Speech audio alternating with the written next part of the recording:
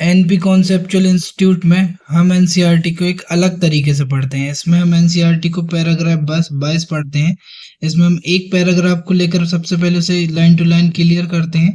फिर उस पैराग्राफ का क्या की कॉन्सेप्ट है उसको अपन इस तरीके से अलग अलग डायग्राम में, जैसे ये मस्कुलर मूवमेंट का डायग्राम है, ये अपनी बॉडी के अंदर होने वाली अलग अलग मूवमेंट का डायग्राम है, ये अदर एनिमल्स में होने वाले उसका डायग्राम है।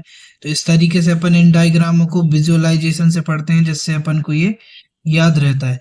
फिर इस कॉन्सेप्ट से नीट और एनटीए किस टाइप के क्वेश्चंस पूछती है उसकी भी प्रैक्टिस करेंगे, तो साथ के साथ अपन को पता चलेगा कि कहाँ से किस टाइप के क्वेश्चन पूछे जाते हैं। तो चलिए शुरू करते हैं बिना किसी देरी के। 11th बायोलॉजी का chapter number 17, locomotion and movement. इसमें अपन लाइन टू लाइन पढ़ेंगे, एक एक लाइन को साथ के साथ अपन क्लियर करते जाएंगे। फर्स्ट लाइन है, movement is one of the significant feature of living beings. देखो, कोई भी लिविंग बीइंग है, कोई भी लिविंग ऑर्गेनिज्म है, एनिमल्स हैं, ह्यूमंस हैं, या अमीबा है, या छोटे यूनिसेलुलर कोई भी एनिमल्स रहे, सबके सब में मूवमेंट होती है। अब मूवमेंट उनके अंदर भी हो सकती है और बाहर भी हो सकती है।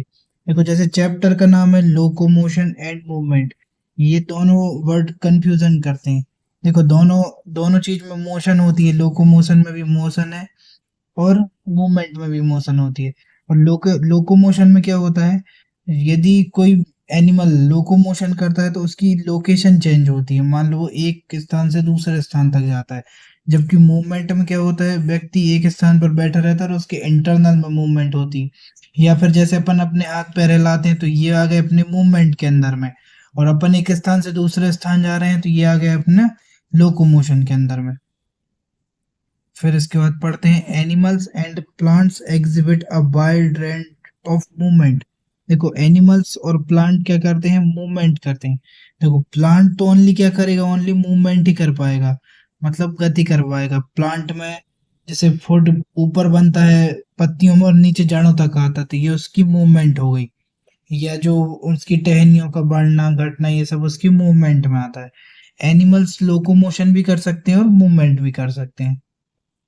फिर इसके बाद है, streaming of a protoplasm in the unicellular organism like amoeba is sample form of movement. मतलब देखो, जो अमीबा होता है ना, वो कैसे अमीबॉइडल मूवमेंट दर्शाता है। उसमें क्या होता है, प्रोटोप्लाज्म कॉन्ट्रैक्ट होता है और उसके बाद वो एनलार्ज होता है, ऐसे वो अमीबा आगे की ओर बढ़ता जाता है। इसी के द्वारा वो अपना भोजन भी बनाता है। अपन इसको आगे पढ़ेंगे। जैसे ये है अमीबा। अमीबा क्या करता है, अमीबॉइडल मूवमेंट दर्शाता है। अगर इसको आगे की ओर जाना है, मतलब यहाँ से आगे की ओर प्लेस होना है, तो ये कॉन्ट्रैक्ट करेगा, मतलब अपने आप में ऐसा सिकुड़ेगा और फिर ऐसा इनलार्ज होगा और अपने मूवमेंट को आगे की ओर बढ़ाएगा। या फिर जो ये फूड एब्जॉर्ब करता है, ये भी ये इसी मूवमेंट से एब्जॉर्ब करता है। मैंने सारी एनसीईआरटी के जो भी अलग अलग एग्जाम्पल दिया है उसको इस टेबल में बना दिया है, जिससे आप रिकॉल आसानी से कर पाएंगे। फिर इसके बाद दिया है मूवमेंट ऑफ सिलिया। देखो, फ्लैजिला, टेंटिकल्स। टेंटिकल्स ये वो एंटीना टाइप के होते हैं जो अलग अलग एनिमल में निकलते हैं, इससे अपना शिकार भी करते हैं और चलने का काम करते हैं। Are shown by many organism. तो मैंने इसको उसी टेबल में समझा दिया है, ये सारे के सारे एग्जाम्पल आपको वहीं मिल जाएंगे। Human beings can move limbs, jaw, eyelid, tongue, ETC. जैसे ह्यूमन बीइंग, जैसे अपन लोग हैं, अपन लिम्स मतलब हाथ पैर से एक स्थान से दूसरे स्थान जा सकते हैं, उनको बैठे बैठे भी हिला सकते हैं।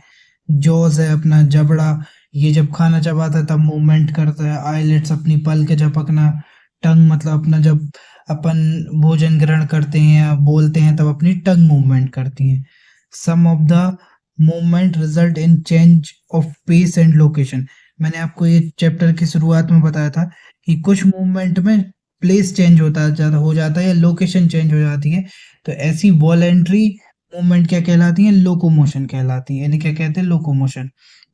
लोकोमोशन और मूवमेंट में बेसिक डिफरेंस यही है कि हैं दोनों ही मोशन, पर लोकोमोशन में अपनी जो लोकेशन है वो चेंज हो जाएगी और मूवमेंट में लोकेशन वही रहेगी। इसके कुछ एग्जाम्पल भी हैं एनसीईआरटी में, जैसे walking, running, climbing, flying, swimming, all are some example of locomotory movement. Locomotory structures need to be different from those affecting other types of movement. For example paramecium cilia. देखो locomotion में जो अपने को मतलब कुछ animals क्या करते हैं लोकोमोशन के लिए उनके पास जो जैसे देखो अपने को चलने के लिए अपने पास हाथ पैर हैं और खाने के लिए मुंह है अपने लिए डिफरेंट अलग अलग है। इन कुछ लोअर एलिमेंट होते हैं वो जो ऑर्गन उनका चलने का काम करता है वही ऑर्गन उनके फूड का भी काम करता है। जैसे यहाँ पे पैरामीशियम के एग्जांपल से दिया है। उसके पास क्या होता है सीलिया मूवमेंट ऑफ फूड थ्रू साइटोफेरिंग्स। देखो वो उसके थ्रू क्या करता है फूड एब्जॉर्ब भी करता है और and in locomotion as well मतलब उसके थ्रू लोकोमोशन भी करता है एक अपने स्थान से दूसरे स्थान के जाने का भी काम करता है। ऐसे एक और example hydra. Hydra use its tentacles for capturing its prey. Prey मतलब होता है शिकार। अपने शिकार को पकड़ने के लिए हाइड्रा टेंटिकल्स का यूज करता है and also use them for locomotion. और इसी के यूज से वो लोकोमोशन मतलब अपनी प्लेस को चेंज करता है। Be use limbs for change body posture. अपन अपने बॉडी पोस्चर को चेंज करने के लिए अपने हाथ और पैर का यूज करते हैं और साथ में क्या करते हैं लोकोमोशन के लिए एक स्थान से दूसरे स्थान जाने के लिए पैर का यूज करते हैं। The above observation suggest that movement and locomotion cannot be studied separately। देखो अपन दोनों इनको लोकोमोशन मतलब अपने प्लेस चेंज को और मूवमेंट को इनको अपन अलग अलग नहीं पढ़ सकते इसलिए इस चैप्टर में अपन को दोनों को साथ में पढ़ना पड़ता है। फिर यहाँ नेक्स्ट लाइन है ये बोलती है टू द टू में be linked by setting that. अब देखो यहाँ पर एक इम्पोर्टेंट लाइन है इसके बाद all locomotion are movement but all movement are not locomotion. इसको अपन वो इस सिंपल एग्जांपल से समझ सकते हैं कि देखो लोकोमोशन हो रही मतलब अपन एक प्लेस से दूसरे प्लेस तक जा रहे हैं तो अपन मोशन कर रहे हैं मूवमेंट हो रही है। मूवमेंट तो हुई ना तो इसलिए लोकोमोशन मूवमेंट एक ही बात हो गई। लेकिन अपन बैठे बैठे मूवमेंट कर रहे हैं तब उस कंडीशन में लोकोमोशन थोड़ी होगी तो इसलिए ये बोला है कि ऑल लोकोमोशन मतलब किसी भी प्रकार की अपन कहीं भी जाएं मूवमेंट करना जरूरी है। लेकिन बैठे बैठे अगर अपन मूवमेंट करेंगे तो लोकोमोशन नहीं होगी तो इसलिए एनसीईआरटी बोलती है कि all locomotion are movement but all movement are not locomotion. यहाँ से एक क्वेश्चन फ्रेम हो सकता है। फिर यह है method of locomotion performed by animals very with their habitats. देखो अलग अलग स्थान पर रहने के हिसाब से जो अलग अलग एनिमल्स है उनकी जो लोकोमोशन की जो मेथड है वो बदल सकती है और and demand of situation however locomotion is generally for search for food. देखो कोई भी लोकोमोशन क्यों करता है कोई भी एनिमल्स सर्च ऑफ फूड। जैसे लॉयन होता है वो अपने जंगल में बाहर इसलिए निकलता है क्योंकि उसको अपना फूड चाहिए होता है। शेल्टर मतलब आवास के लिए मीट के लिए सुटेबल ब्रीडिंग ग्राउंड के लिए मतलब अच्छे प्लेस जहाँ वो रह सकें favourable climatic condition and escape from animals. यदि किसी जीव का शिकार हो रहा है तो वह बचने के लिए भी वो लोकोमोशन एक प्लेस से दूसरे प्लेस तक जा सकता है। देखो पहला जो पैरा है वो एक इंट्रोडक्टरी पैरा है इससे डायरेक्ट नीट में तो कोई क्वेश्चन अभी तक नहीं पूछा गया है। बाकी अदर एग्जाम में भी इससे कोई क्वेश्चन फ्रेम नहीं होता। फिर भी इससे रिलेटेड जो इम्पोर्टेंट पॉइंट है मैंने उसको एक टेबल में फ्रेम कर दिया है जिससे आपको ये पूरा पैरा बार बार ना पढ़ के बस उस टेबल को रिकॉल कर लेना।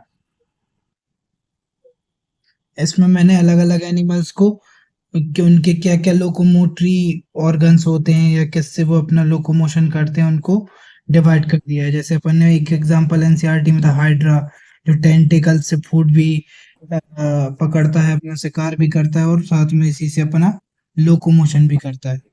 इसके बाद है अपना अमीबा। अमीबा आप सब जानते हैं अमीबॉइडल मूवमेंट दर्शाता है। पैरामीशियम सील जैसे पैरामीशियम का अपन ये एनसीईआरटी में का ही एक डायग्राम है। इसमें ये सिलिया से अपना भोजन भी एब्जॉर्ब करता है और साथ ही इसी से लोकोमोशन करता है। और फ्लैजिला से स्पंज स्पंज का एक एग्जांपल है यूग्लिना। ये भी एनसीईआरटी की लाइन है ये मैंने इसको डायग्राम से बता दिया जिससे आपको रिकॉल करने में आसानी होगी। ये चार जीवों की बात की गई थी तो मैंने चारों को यहाँ टेबल में बता दिया है। फिर एनसीईआरटी की नेक्स्ट हेडिंग है टाइप्स ऑफ मूवमेंट। तो देखो ये जो नेक्स्ट हेडिंग है टाइप्स ऑफ मूवमेंट ये बेसिकली इन्हें ये बताया है कि ह्यूमन बॉडी में कितने टाइप की मूवमेंट होती है। तो देखो, the cells of the human body exhibit three main type of movement. कितने? तीन टाइप की, namely amoeboidal, ciliary and muscular. Muscular अपन जानते हैं मसल्स से होती है, एक प्लेस से दूसरे प्लेस जाने में या एक्सरसाइज वगैरह करने में मस्कुलर मूवमेंट होती है।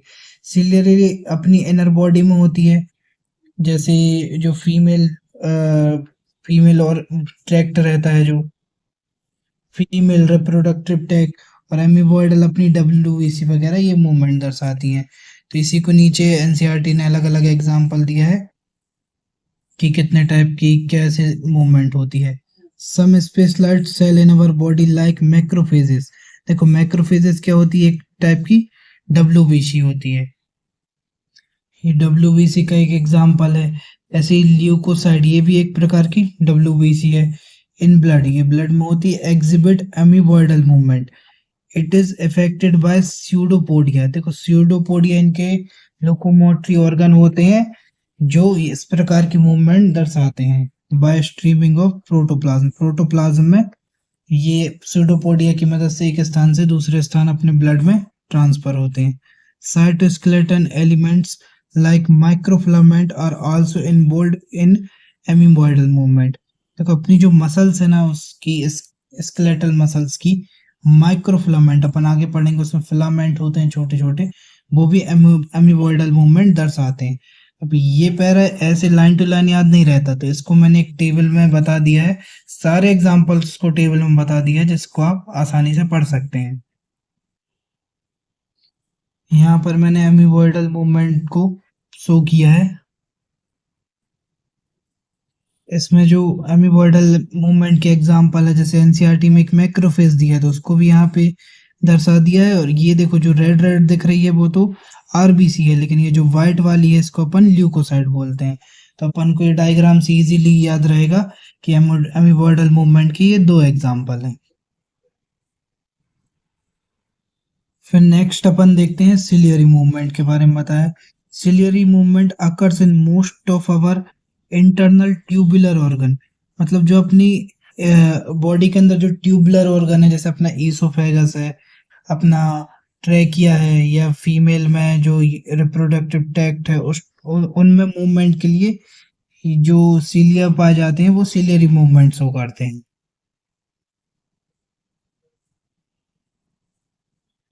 विच are lined by ciliated epithelium. इसके ऊपर की ओर क्या होता है? सीलिएटेड इपिथीलियम होता है। The coordinated movement of सीलिया in the trachea, the trachea जो अपनी श्वास नली उसको ट्रैकिया बोलते हैं, वहां पर जो मूवमेंट होती है वो किसकी मदद से होती है? सीलिया की मदद से होती है। और इसके अलग अलग काम होते हैं, इसको अपन रेस्पिरेटरी चैप्टर में पढ़ते हैं, जैसे हेल्प अस इन रिमूविंग डस्ट पार्टिकल। अगर देखो, ब्रीथ करने में कोई डस्ट पार्टिकल अपनी श्वास नली में चला जाता है तो उसको रोकने का काम करते हैं। And some of foreign substrate inhaled along with atmospheric air. जैसे कोई भी परागकण है या कुछ भी पोलन ग्रेन अपनी एयर के थ्रू अपनी नोज से आता है तो उसको सीलिया बाहर निकाल देती है। पैसेज ऑफ ओवा through the female reproductive tract, जो फीमेल के रिप्रोडक्टिव ट्रैक्ट में जो ओवा की मूवमेंट होती है उसको सिलियरी बॉडी की मदद से होती है। Also facilitated bye ciliary movement. इसको भी मैंने पीछे एक टेबल में समझाया है। फिर लास्ट है कि मोशन। अब ये देखो, अपनी ये मस्कुलर मूवमेंट के बारे में बताया गया। Movement of our limbs, jaw, tongue, etc requires muscular movement. The contractile property of muscle are effectively used for locomotion and other movement by human being. देखो, अपनी जो मसल है उसमें कॉन्ट्रैक्टाइल प्रॉपर्टी पाई जाती है, मतलब वो कॉन्ट्रैक्ट हो जाती है, मूव हो जाती है। अपनी जैसे पैर हैं आगे से पीछे की ओर मुड़ जाते हैं, इसकी मदद से अपन एक स्थान से दूसरे स्थान पर आसानी से लोकोमोशन कर सकते हैं। And majority of multi cellular organism. देखो, ज्यादातर मल्टी सेलुलर ऑर्गेनिज्म कैसी मूवमेंट शो करते हैं? वो लोकोमोशन करते हैं। Locomotion requires a perfect coordinated activity of muscular, skeletal and neural system. देखो, जो अपना न्यूरल सिस्टम है, एंडोक्राइन सिस्टम जिसको अपन बोलते हैं, वो बहुत जरूरी होता है लोकोमोशन के लिए। In this chapter you will learn about the types of muscle. देखो, अपन इसमें पढ़ेंगे कि कितने टाइप की मसल होती हैं, स्ट्रक्चर क्या होता है, मैकेनिज्म क्या होता है, और स्केलेटन सिस्टम को भी अपन लास्ट लास्ट में पढ़ेंगे। तो देखो यहाँ पे 3 एग्जांपल हैं, 3 टाइप के अपने में मूवमेंट बताइए। एक सबसे पहले अपने को अमीबॉयडल मूवमेंट है, उसके बाद सिलियरी मूवमेंट है, और ये नीचे अपनी कौन सी मूवमेंट है, मस्कुलर मूवमेंट है। तो अपन इन तीनों हेडिंग्स को एक टेबल में समझ लेते हैं, जिससे अपने को पढ़ने में आसानी होगी। इस टेबल से आपको आसानी से रिकॉल हो जाएगा। देखो हमने वहां पढ़ा था, अभी तो अपन एमीबॉयडल मूवमेंट यहाँ से पढ़ के गए थे, ये मैक्रोफेज और ल्यूकोसाइट करती है। फिर सीलिएटेड के अपन ने एग्जांपल देखे थे कि अपनी जो ट्रैकिया है, श्वास नली, उसमें होता है, और ये देखो ये फीमेल ओवेरियन ट्रैक्ट है, इसमें होता है। तो अपन को ये डायग्राम से इजीली याद रहेगा, आप इसके स्क्रीनशॉट लेके भी रख सकते हैं, जिससे आपको रिकॉल करने में आसानी होगी। एक और है जो एनसीईआरटी ने पहले दिया था लेकिन अब हटा दिया है, वो है ये स्पर्म की मूवमेंट। जो स्पर्म की मूवमेंट होती है ओवेरियन ट्रैक्ट में, मतलब फीमेल के रिप्रोडक्टिव ट्रैक्ट में, वो फ्लैजिलेटेड मूवमेंट होती है। फिर एक और है ये मस्कुलर मूवमेंट का, जैसे अपन दौड़ते हैं या एक स्थान से दूसरे स्थान जाते हैं, तो ये अपना मस्कुलर मूवमेंट के अंतर्गत आता है। ये अपना जो इस डायग्राम से, जैसे अपन खाते समय जो चलाते हैं या बोलते समय ये टंग चलाते हैं, ये सब मस्कुलर मूवमेंट के एग्जाम्पल है। डायग्राम से अपन को इजीली याद रहेगा। इससे क्वेश्चन बस इस टाइप का हो सकता है कि ये अमीबॉयडल मूवमेंट के एग्जाम्पल वो पूछ सकता है। जैसे एक क्वेश्चन आप देख लो, जैसे एनसीईआरटी एग्जाम्पलर में एक क्वेश्चन पूछा है कि मैक्रोफेज एंड ल्यूकोसाइट एग्जिबिट, मतलब मैक्रोफेज और ल्यूकोसाइट जो अपनी डब्ल्यूबीसी है, वो कौन सी मूवमेंट शो करती है। तो अपन ने भी पढ़ा एमीबॉयडल मूवमेंट शो करती हैं। तो ऐसे ये लाइन टू लाइन क्वेश्चन कभी कभी फ्रेम हो जाते हैं। नेक्स्ट हेडिंग है अपनी मसल्स के बारे में। इसमें ह्यूमन बॉडी में कितने टाइप की मसल्स है, उसको अलग अलग पार्ट में बांट कर इजीली समझाया गया है। देखो, you have studied in chapter 8 that cilia and flagella are outgrowths of the cell membrane. देखो सीलिया फ्लैजिला क्या होता है, सेल मेम्ब्रेन के ऊपर उगने वाली स्ट्रक्चर्स होती हैं। मतलब मान लो कि ये रहा अपनी क्या, सेल मेम्ब्रेन। तो सेल मेम्ब्रेन के ऊपर ऐसे प्रवर्ध के रूप में, प्रोजेक्शन के रूप में सीलिया फ्लैजिला ग्रो करते हैं। Flagellar movement help in swimming of spermatozoa. इसका एग्जांपल मैंने आपको अभी थोड़ी देर पहले दिखाया था कि जो फीमेल रिप्रोडक्टिव ट्रैक्ट में जो अपने स्पर्म्स होते हैं, स्पर्मेटोजोआ मतलब स्पर्म्स होते हैं, वो स्विमिंग करते हैं। किस मूवमेंट के थ्रू स्विमिंग करते हैं, तो फ्लैजिलर मूवमेंट के थ्रू। तो इसका एग्जांपल वहीं से आपको याद हो जाएगा। Maintenance of water current in canal system, sponge and in locomotion of protozoa like Euglena. वहां पर उससे पहले जो अलग एनिमल्स थे, उसमें एक एग्जांपल था यूग्लिना, प्रोटोजोअन्स का एक एग्जांपल था। तो वो क्या करते हैं, उनके बॉर्डर कैनाल में जो मूवमेंट करते हैं वो फ्लैजिलर मूवमेंट होती है। अब यहाँ पर अपन मसल्स को पढ़ेंगे, यहाँ से अपनी ह्यूमन बॉडी की मसल्स स्टार्ट होती है। तो muscles is a specialised tissue of mesodermal origin. देखो अपनी जो मसल्स है ना, वो अपने पास तीन तीन टाइप के टिश्यूज होते हैं, एक्टोडर्म, मेसोडर्म और एंडोडर्म। तो उसमें से जो मसल्स होती है वो मेसोडर्म होती है। देखो एक्टोडर्म में तो अपनी ये स्किन आ जाती है, उसके अंदर जैसे अपन जाते हैं तो अपनी मसल्स आती है, इसलिए उसको अपन मेसोडर्म में रखते हैं। और सबसे अंदर अपनी बोन्स आती हैं, वो एंडोडर्म में रहती है। तो इससे अपन को ये याद रहता है।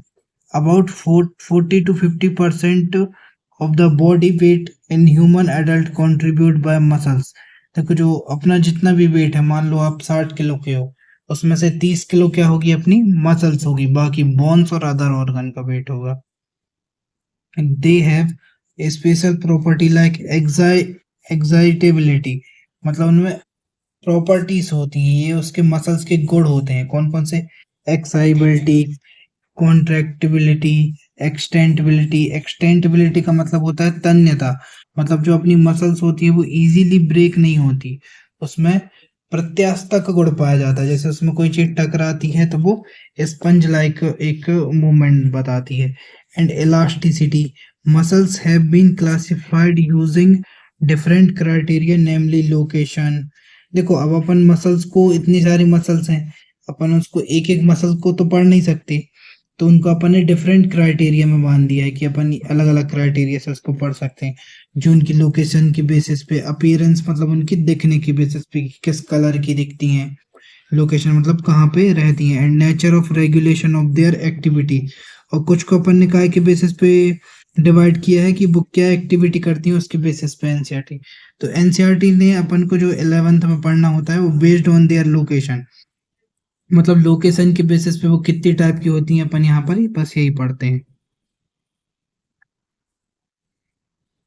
तो देखो एनसीईआरटी में है कि there are three type of muscles identified. एक हो गई स्केलेटल, एक हो गई विसरल और एक कार्डियक। कार्डियक वाली होगी अपनी हार्ट की। विसरल जो अपने हॉलो ऑर्गन्स होते हैं वही अपना ट्रैकिया या एलिमेंट्री कैनाल, इन सब में कौन सी मसल्स होगी, विसरल विसरल मसल।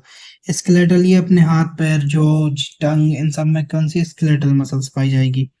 तो इन तीनों के बारे में एनसीईआरटी अलग अलग पार्ट में ऐसे 3 पार्ट में बताती है। तो अपन इतना बड़ा पैराग्राफ और इतनी कॉम्प्लिकेटेड लाइन अपन को ना समझ में आती ना ये याद रहती है। तो मैंने इसको इजी करने के लिए एक मस्त आपको टेबल बना के बता दिया है, उससे हमको ये इजीली याद रहेगी। तो पहले अपन वो टेबल देख लेते हैं। ऐसे मैंने इस टेबल को डायग्राम के बेसिस पर डिवाइड कर दिया है। इससे क्या होगा कि आपको ये याद रहेगा। देखो एक रही अपनी स्केलेटल मसल, एक विसरल मसल और एक कार्डियक मसल। एनसीईआरटी ने ये तीनों दिया है। देखो इसमें कुछ वर्ड्स हैं जो डायरेक्टली क्वेश्चन में नीट और एनसीईआरटी एग्जाम्पलर में पूछे गए। नीट में बार बार ये क्वेश्चन रिपीट होता है कि स्ट्रेटेड कौन है, वॉलेंट्री कौन है, नॉन स्ट्रेटेड कौन है, इनवॉलेंट्री कौन है। और ये तो एनसीईआरटी नीट का फेवरेट क्वेश्चन होता है कि स्ट्रेट के साथ इनवॉलेंट्री मतलब इन दोनों की प्रॉपर्टी रखती है कौन, हार्ट मसल्स। तो इसको अपन डायग्राम से समझेंगे तो अपन को ये लंबे समय के लिए याद रहेगा। जैसे पहली रही skeletal muscle.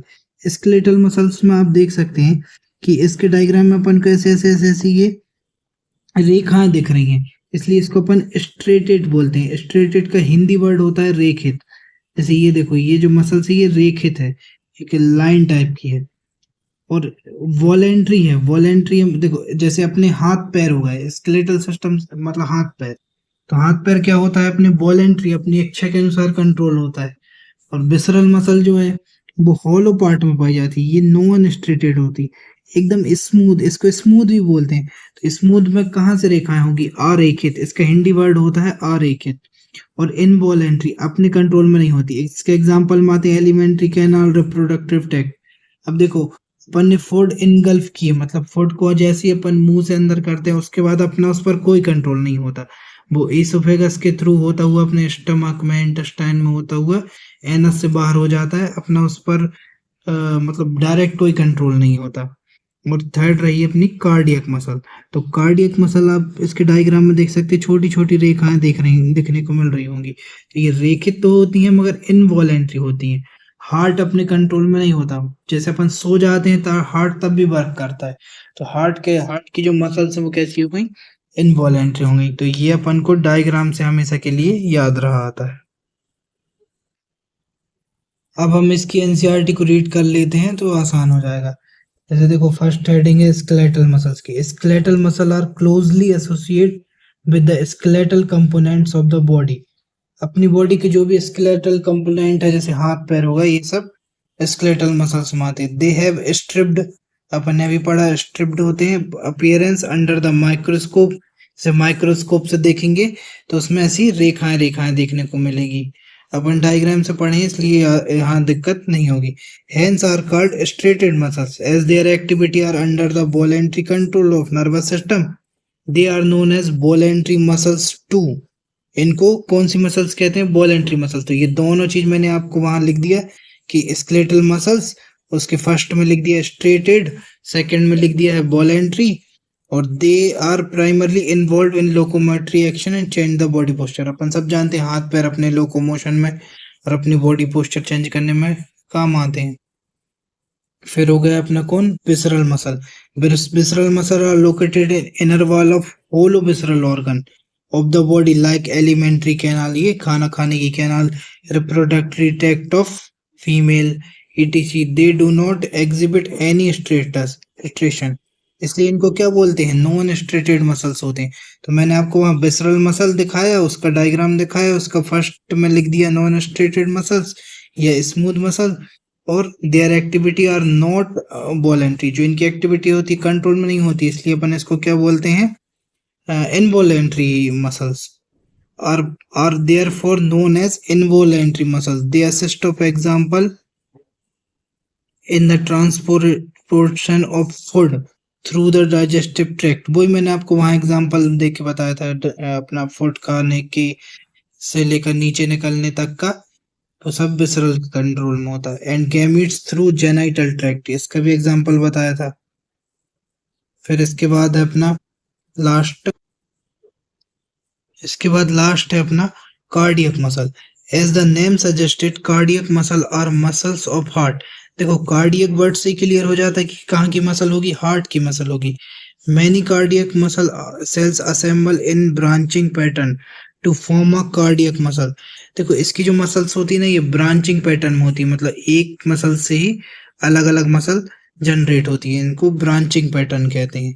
Based on their appearance, जो दिखने के आधार पर। कार्डियक मसल आर स्ट्रेटेड, देखो जो कार्डियक मसल होती है ना, उसमें ऐसी कोई रेखाएं नहीं पाई जाती, जैसे मान ली मसल से तो उसमें ये रेखाएं नहीं होंगी, इसलिए इनको स्ट्रेटेड कहते हैं।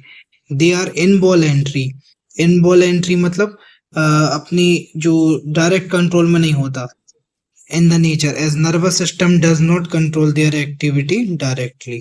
फिर इससे रिलेटेड अपन देखो, इसके डायग्राम से अपन पहले इस चीज को क्लियर कर चुके हैं। ये रही अपनी तीनों muscle, skeletal muscle, visceral muscle और कार्डियक मसल। तीनों के क्या की पॉइंट है वो आप इस डायग्राम में देख लेना, और इसके क्या एग्जांपल है वो भी आप देख सकते हो, और कहाँ कहाँ पाई जाती है उसको डायग्राम से इजीली याद रहेगा, तो इसका आप स्क्रीनशॉट भी ले सकते हो। अब अपन देख लेते हैं इनसे क्वेश्चन कैसे फ्रेम होते हैं। जैसे ये देखो, मसल्स के एक क्वेश्चन है कि मसल्स आर कैरेक्टर, जो मसल का लक्षण होता है स्ट्रेट है और इनवॉलेंट्री, मतलब अपने कंट्रोल में नहीं है, और स्ट्रेट है मतलब उस मसल में ऐसे रेखाएं पाई जाती हैं और फिर भी अपने कंट्रोल में नहीं है। देखो रेखाएं पाई जाती हैं और कंट्रोल है तो वो स्केलेटल में चला गया, रेखाएं नहीं है तो स्मूथ में चला गया, लेकिन रेखाएं भी है और इनवॉलेंट्री भी है। तो ऐसी एक ही मसल होती है कार्डियक, और कार्डियक यहाँ कहाँ दिया है, वो हार्ट दिया है, muscles of heart, answer is B. फिर यहाँ पर बोला है कि फॉलोइंग द इनकरेक्ट स्टेटमेंट, मतलब उनको गलत छांटना है इनमें से। तो देखो हार्ट मसल्स आर स्ट्रेट, सही बात है, और इनवॉलेंट्री, अपन ने अभी देखा था कि हार्ट मसल जो है वो स्ट्रेट, मतलब ऐसी रेखाएं होती हैं और अपने कंट्रोल में नहीं होती, तो ये तो सही है। The muscles of hands and legs are straight, देखो हैंड्स और लेग मतलब जो ये अपनी स्केलेटल मसल्स में आ गई, तो ये स्ट्रेट मतलब रेखित होती हैं, तो ये बात सही है। और वॉलेंट्री अपने कंट्रोल में होती है, तो ठीक है, अपने हाथ पर अपने कंट्रोल में होती हैं। द मसल्स, इसके बाद है the muscles located inner walls of alimentary canal are striated and involuntary. देखो इनवॉलेंट्री तो सही है लेकिन स्ट्रेटेड नहीं होती, ये जो अपनी जो एलिमेंट्री कैनाल है नॉन स्ट्रेटेड होती है, तो ये आएगा गलत, छांटने के लिए बोल रहे तो सी वाला गलत है। इसके बाद ये अपने क्वेश्चन आ गए हैं एआईपीएमटी के। ये पूछा गया था एआईपीएमटी 2009 में, which one of the following is the correct pairing of body part and muscle. मतलब इसमें देखो एक बॉडी पार्ट है और सेकंड उसकी मसल है, तो अपन को बताना है कि नहीं। हार्ट बॉल जो है वो इनवॉलेंट्री है, अपने कंट्रोल में नहीं होती, ये बात तो सही है, तो ये तो सही है। एक सेकेंड, अनस्ट्रेटेड बोला है, अनस्ट्रेटेड नहीं होती, ये तो स्ट्रेटेड होती है, अपन ने अभी 4-5 बार देख लिया कि इस मसल में ऐसे ऐसे रेखाएं पाई जाती, तो ये वाला तो हो गया गलत। बाइसेप्स ऑफ अपर आर्म, जो अपना हाथ होता है ना, इसकी जो बाइसेप्स बोलते हैं अपन, बाइसेप्स में स्मूथ नहीं, अपन तो पता हाथ काय में आता है स्केलेटल मसल में, तो ये भी गलत। फिर बोल रहा है एब्डोमिनल बॉल, मतलब अपने जो पेट के पास स्मूथ मसल है, यहाँ थोड़ा सा कंफ्यूजन होता है, लोग सोचते हैं कि एब्डोमिनल में स्मूथ मसल होता है, लेकिन एब्डोमिनल यदि वो स्टमक कहता ना अंदर की ओर, तब वहां पे स्मूथ मसल होती है। ये एब्डोमिनल बॉल मतलब बाहर की बात हो रही है, जैसे पेट को आप देखो, आप अपने हिसाब से अंदर बाहर कर सकते हो, तो ये किस में आती है, अपनी स्केलेटल मसल में आती है, इसलिए ये भी गलत हो गया। फिर आइरिस या आई की अपने अंदर साइड में होती, इनवॉलेंट्री सही है, स्मूथ सही है, तो आंसर आ गया अपना डी। फिर ये अपनी लास्ट हेडिंग है, पूछ रहा है कि स्मूथ मसल्स आ रही है, रिसेंट देखो नीट 2016 ही में आया था, स्मूथ मसल्स कैसी होती, अपन को पता है इनवॉलेंट्री होती है, सही है, नॉन स्ट्रेटेड होती है, सही है, क्योंकि इसमें जो ऐसी रेखाएं नहीं होती, एकदम स्मूथ होती है। फ्यूजिफॉर्म, अब फ्यूजिफॉर्म एक नया वर्ड है। फ्यूजिफॉर्म का मतलब होता है ऐसी तीखी होती है। मैंने जो आपको एनसीईआरटी की जो अलग से डायग्राम बताया था, वहां बताया था कि ये कैसी होती है, ये इस टाइप की होती थी, उसका मतलब होता है फ्यूजिफॉर्म। इसको अपन ऑप्शन से भी कर सकते थे कि बॉल एंट्री होती तो यहाँ काट देते, फिर स्ट्रेटेड होती तो यहाँ काट देते, और यहाँ पर क्या बोला है, बॉल एंट्री तो यहाँ। तो अपन को ये वर्ड ना भी पता होता तो इसका आंसर अपन ये लगा सकते थे।